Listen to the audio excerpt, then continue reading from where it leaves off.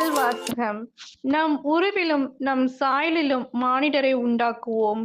தொடக்க நூலிலிருந்து வாசகம். அதிகாரம் 1 இறைவசனங்கள் 20 முதல் அதிகாரம் 2 4 முடிய. தொடக்கத்தில் கடவுள் திரளான உயிரினங்களை தண்ணீரில் தோற்றுவிப்பதாக, விண்ணுலக வானத்தில் நிலத்திற்கு மேலே பறவைகள் பறப்பனவாக என்றார்.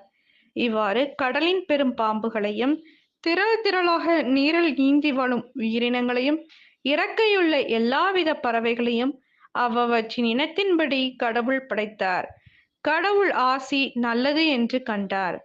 கடவுள் அவற்றுக்கு ஆசி வழங்கி, பலுகி பெருகி கடல் நீரை நிரப்புங்கள், பறவைகளும் மண்ணுலகில் பெருகட்டும் என்றுரைத்தார்.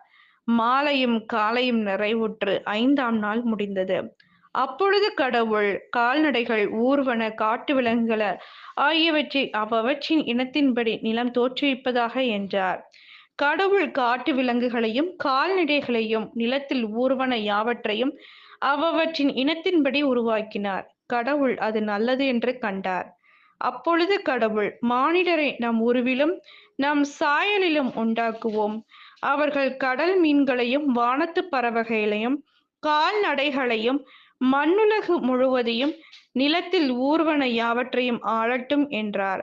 கடவுள் தம் உருவில் மானிடரை படைத்தார். கடவுளின் உருவிலேயே அவர்களை படைத்தார். ஆணும் பெண்ணுமாக அவர்களை படைத்தார். கடவுள் அவர்களுக்கு ஆசி வழங்கி, பலுகி பெருகி மண்ணுலகை நிரப்புங்கள், அதை உங்கள் ஆற்றலுக்கு உட்படுத்துங்கள், கடல் மீன்கள், வானத்து பறவைகள், நிலத்தில் ஊர்ந்து உயிர் வாழ்வன அனைத்தையும் ஆளுங்கள் என்றார். அப்பொழுது கடவுள், மண்ணுலகெங்கும் உள்ள விதை தரும் செடிகள், பழமரங்கள் அனைத்தையும் உங்களுக்கு நான் கொடுத்துள்ளேன். இவை உங்களுக்கு உணவாகட்டும்.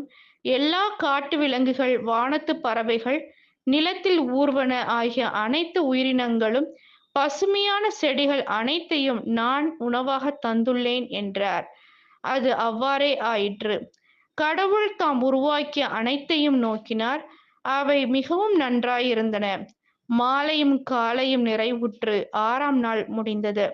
மண்ணுலகும் விண்ணுலகும் அவற்றில் உள்ள அமைப்புகள் அனைத்தும் உருவாக்கப்பட்டு நிறைவேறின. மேலும் கடவுள் தாம் செய்த வேலையை 7ஆம் நாளில் முடித்திருந்தார். அவர் தாம் செய்த வேலைகள் அனைத்தையும் நிறைவு பெறச் செய்து 7ஆம் நாளில் ஓய்ந்திருந்தார். கடவுள் 7ஆம் நாளுக்கு ஆசி வழங்கி அதை புனிதப்படுத்தினார்.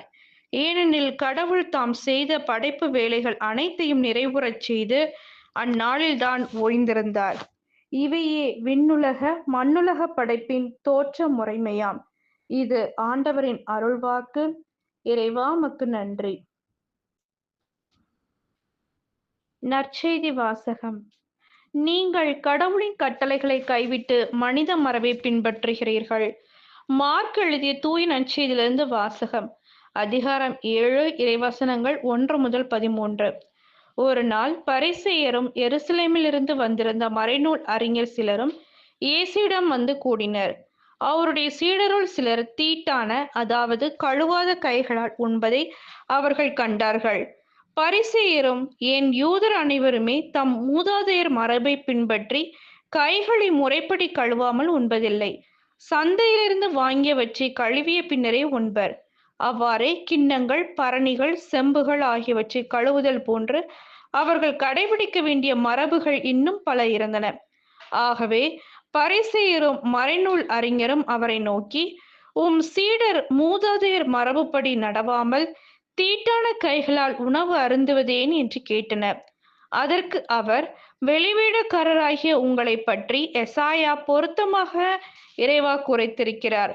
இம்மக்கள் உதட்டினால் என்னை போற்றுகின்றனர், இவர்கள் உள்ளமோ என்னை விட்டு வெகு தொலைவில் இருக்கிறது. மனித கட்டளைகளை கோட்பாடுகளாக கற்பிக்கின்றனர்.